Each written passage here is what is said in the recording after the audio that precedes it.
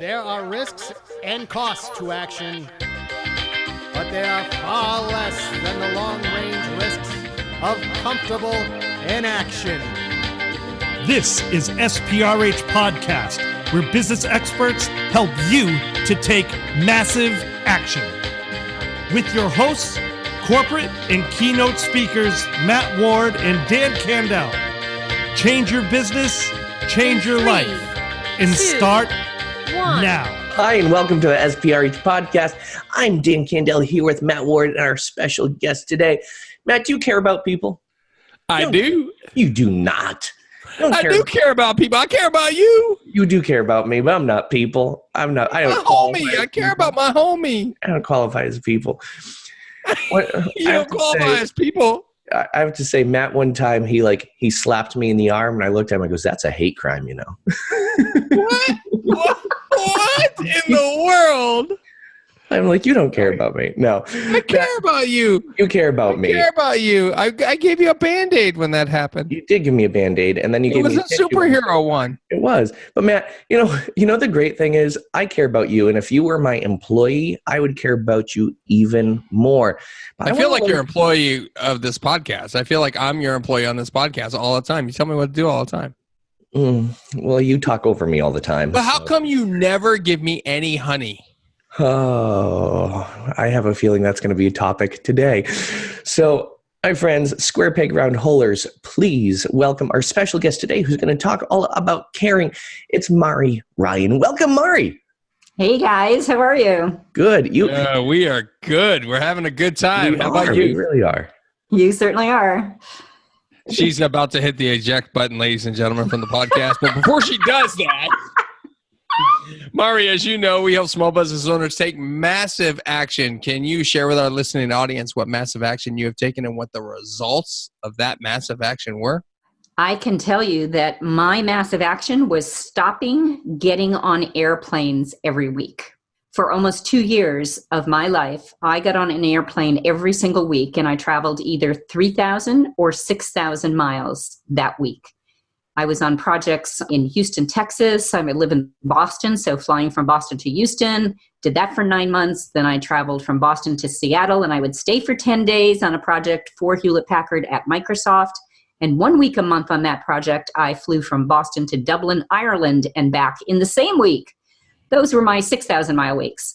And at the end of almost 2 years of this, I got home and I said, this life sucks. I do not want to get on an airplane unless I get to choose where I'm going. And what I did was I said I need to do something different with my business, with my life, with my work, with my career.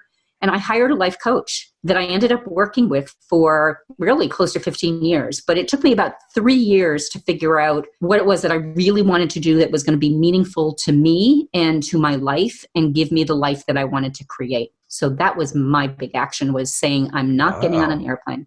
So you were a road warrior. Oh, burnt out crispy Kreme road warrior. Do you have lifetime status on an airline? I got hundreds. I have 1 million miles that I have not used. I'm happy to take that. So we'll talk about that. Yeah, just leave G in my will, huh? We'll swap, right? Yeah. And people think that a lot of times it's the life to be on the road, but when you're on the road that much, it can be exhausting, especially when you're living out of a suitcase. Now, were you living out of hotel rooms? What were your accommodations like? On the project that I was on in Houston, I was living at a residence inn, and I knew the folks so well at the front desk staff. It was just a crazy experience because, I'd come in every week. They actually let me leave. This was before 9/11. So they'd actually let me leave a bag of, bare essentials there every week because I was coming back. I'd leave on Friday and come back on Monday. And I can remember 1 week I checked in and I, was like, had a scratchy throat and I felt like I was getting a cold. And I mentioned that to Chris, who was the guy at the front desk. And when I got to my room that night, there was a mug with a can of Campbell's chicken soup and one of those sleeves of saltine crackers there with a note that said, "Feel better." See, that's caring. That's a care. That's caring. That's caring. Now, isn't that caring? Yes. That's caring. Now, So cool. So let's go back because Mari is the author of a fantastic book that I had the pleasure of reading this past fall about health and wellness and culture within your company. And I think something that this guy, Chris, just did right there is something for a customer, but it's also can be done for employees and things like that. And those are the types of things I talk about. Can you talk a little bit about how leaders at companies need to be careful about the health and wellness of their employees? Absolutely. If we think about any business owner, regardless of the size of the business, you cannot achieve your business objectives without your employees. So they truly are your most important asset. And if we don't take care of those people, if we don't look after them, and if we don't make sure that they are healthy and that their well-being is cared for within the workplace, you can't achieve your business objectives. It's what it comes down to. That is so important. And a lot of companies are moving into health and wellness programs now, recognizing how important this is for their employees. And about 4, maybe 5 weeks ago, a company hired me to go in and work with 8 of their employees to help them stop smoking, because that's one of the specialties that I offer. And I usually do it in a group. And I said it will be less expensive to do it in a group. It's not as effective, but I go in for a couple hours, work with a group of people, and then leave. They said, no, we really want to give our employees the private, personal experience. We will pay more, even though it was 10 times more to get me to do each session individually. And they said, we really want to offer that to our employees. And I said, what an amazing thing. And do you see that this culture is starting to foster a culture of caring more for their employees? Well, I think the answer is yes. Yes, we are seeing much more of this, but we're also seeing it from the perspective that it's becoming essential for businesses to be able to do this. So if you think about the business life cycle of employees, a business has to attract the employees to come to that business and want to work there. And in order for them to do that, they have to have a place that people are going to feel that their well-being is cared for. Who wants to go and work in a place where, your boss is leaning over you, micromanaging you, telling you you've got a deadline and you've got more work to do, and let me give you this other piece of work. We have a name for that. It's called the dive hive. Nobody's going to want to come and work in a place like that. And once you get people there, if you're able to attract them to come to your workplace, you need to keep them engaged. And engagement's another whole deep topic, but you also then need to retain them. So the retention of employees and keeping them engaged and retained is one of the biggest challenges that, businesses face today, especially in an economy like we have right now, where there's very, the lowest unemployment in 50 years. So it becomes that people who, are top talent are, really spending more time looking for a job than they are doing their job, because they know that they can easily find a job. So it's becoming essential for organizations to be able to create an environment where the well-being of their employees is looked after and where those employees can thrive. And what are some things that they can do to promote the health and wellness of their employees and to start caring for them? What are some ways in which they can start doing this? Well, there's 3 fundamentals that I think about that are, sort of the what we need to do. And these, we're not going to talk here about, just like wellness program kinds of things. We're going to talk more at the macro level. Okay? Right.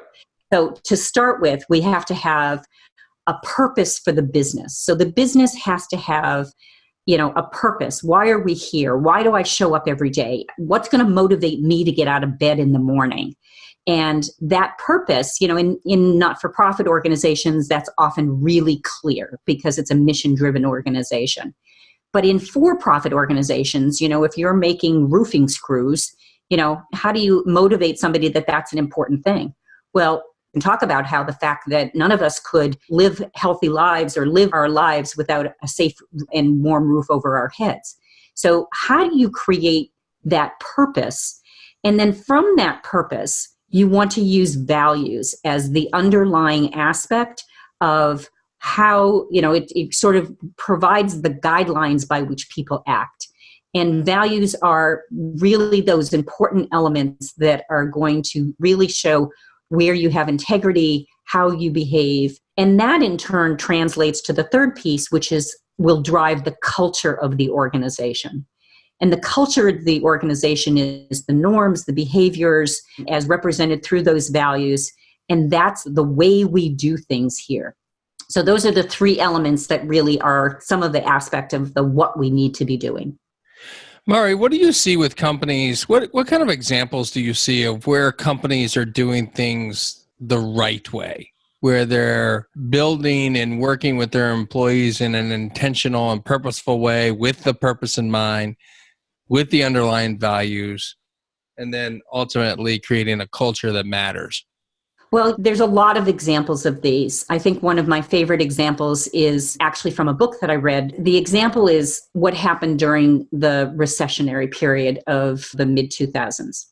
So organizations needed to cut costs. So the first thing they did was lay off people, right?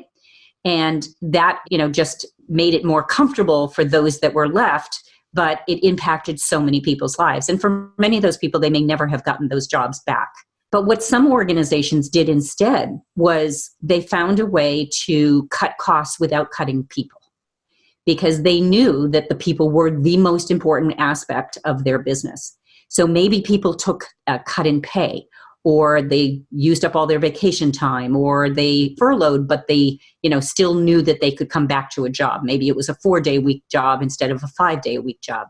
It's not like the way we've got our government shut down, right now, where people are trying to figure out how they're going to make their mortgage payments or pay their rent or put food on the table or buy medicine for their family members. So by doing things that are for the good of the people, not just the good of the business, that's when you really show people that you care.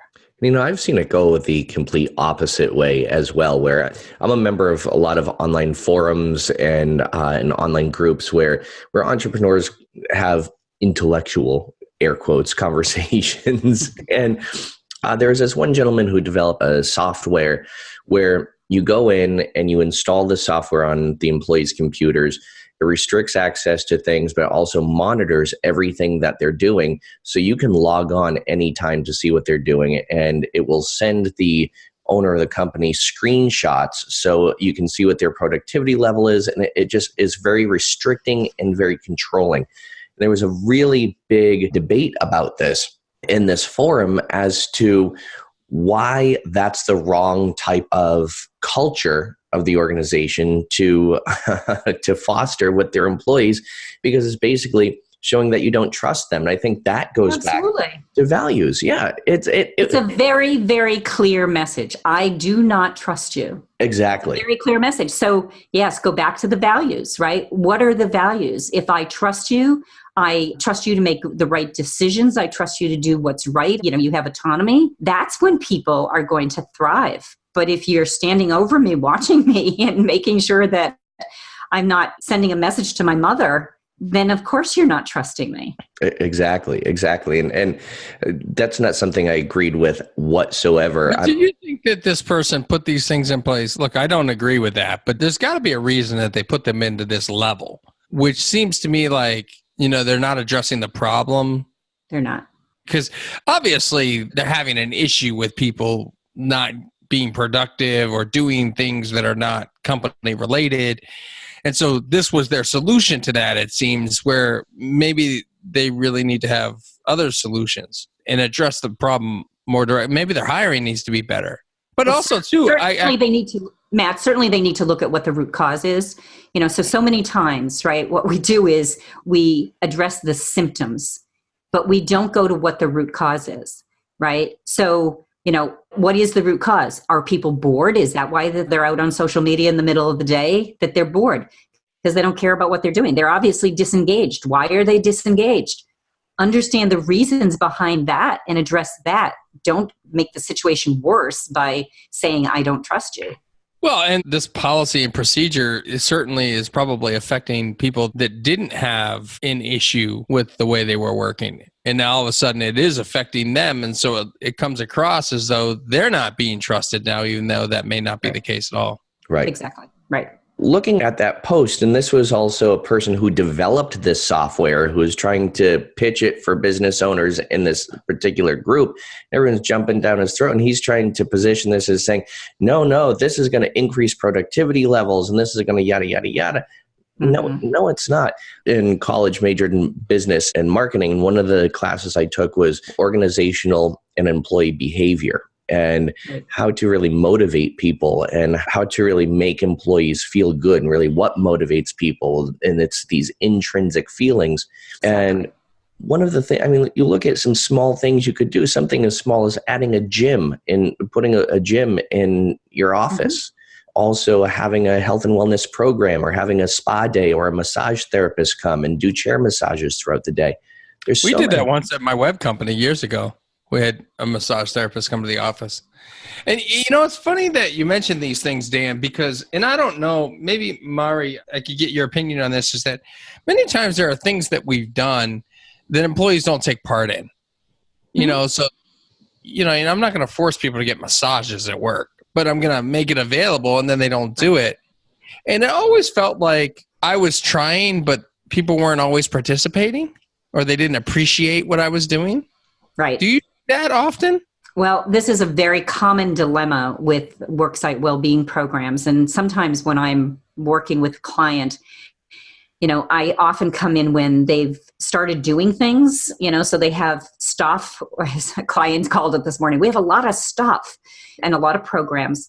But one of the things that often happens is we find that there's not, there's not the right justification for the stuff or the programs or whatever it is you're offering. One of the key things that we always start with is we ask employees, what do they want to do? So what might be, this is, and anybody can do this, right? In any organization, we have both qualitative and quantitative techniques that we use to gather this kind of data. But fundamentally, we want to know what people want to do. What's their interests?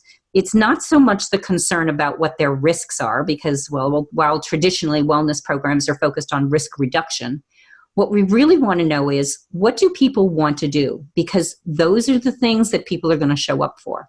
It's true, because offering is different than demanding. And I want to go back to the smoking program I did for this particular company. They said, we want to have this for employees who smoke. We have 10 or 12 employees who smoke, and we're moving to a non-smoking facility. And I said, listen, the thing is, I can't make these people stop smoking. Right. And I said, I don't want you to make these people be there. They have to want to be there. Right. And 8 out of the 12 decided they really wanted to be there. And then I realized it didn't really matter whether they all stopped smoking or not. What mattered is that the employees knew that the company cared about them. Right. And because not all 8 people stopped smoking because for one reason or another, but it usually boils down to because they just aren't ready yet or they don't want to. But just the mere fact that this was something that was offered, they were given the option. The company paid for it. And they said, if you want to do this, we're offering this, but the specialist says this is what you have to do in order to participate in this. Mm-hmm. And they did it. They did it. And you know what? Each and every one of those employees came in, sat down in front of me and said, this is really great that our company is offering this. This is why we work here. Yeah. That's another great example of, it's an interesting situation, because I have a number of healthcare companies that I work with. Many of them are not-for-profit organizations like a hospital system. And they have non-smoking campuses. So it's really clear to people that, if you come to work here, or if you're going to continue to work here, that you can't smoke, anywhere on this campus. But you have to remember, of course, that people have to be intrinsically motivated to make that behavior change. So they're not going to change just because you were told that, you can't smoke on this campus. So they're going to take their break. They're going to go out at lunchtime. They're going to get in their car. They're going to drive around the block. They're going to smoke their cigarette. Then they're going to come back to work. So it's going to happen. The piece of showing that you care by offering that program, making investments. It's interesting. I was having coffee on Monday morning with a colleague that is writing a book, and one of the core tenets of his book, and this is from years and years of turnaround, business experience, and one of the core tenets was about making investments in your people. And that's a clear example of showing people that you care. You care for them personally, you care for their health, and you want them to be part of this workplace. But here's the conditions under which we're doing that. Exactly. So I actually see workplace well-being as more than just health, right? Because absolutely. Yes. like, and I don't mean to be funny, but I will be for a minute because we'll see. I'm like a mushroom. Let us be the judge of that. I'm like a mushroom. I'm a fun guy. So yeah. Wow. I think providing pizza for lunch is workplace well-being, right? I think that providing not just health workout areas and stop smoking, those are all great, but they run along the health and wellness side of things. But then there's the mental health and the desire to work at this company, because I don't think video games are necessarily healthy, right? There's a lot of companies that put video games into their businesses so that the mental health part of the job, the desire to want to stay there and have the corporate company culture be that is it an attractive place to work, and it does in fact retain employees. Is this part of what you're seeing in the world of workplace well-being? Let me just define something first, Matt, because I think this will help our audience see how we're talking about this. When we think about health and wellness, we often think about, so wellness in the workplace to a certain extent came out of the medical model, right? I wrote a blog about this recently, right? It's, it was helping, middle-aged white guys not have heart attacks when they, get into their 50s. And we've moved way beyond that. But when we think about wellness in the workplace, traditionally it has focused on our physical health. So to Danny, your example of, not smoking and what we eat and how much we move and how much sleep we get.